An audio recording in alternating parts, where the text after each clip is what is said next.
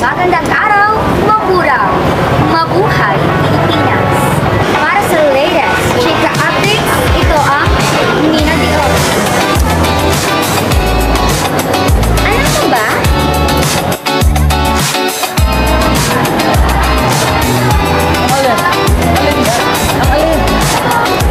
Ito na nga ang chika. Alam niyo bang isa ang Occidental Mindoro sa may pinakamababang resulta sa math?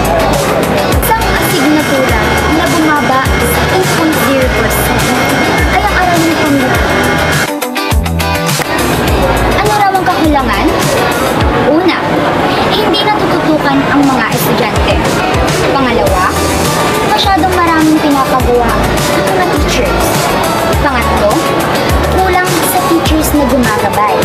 At ikaapat, kulang sa mga interventions.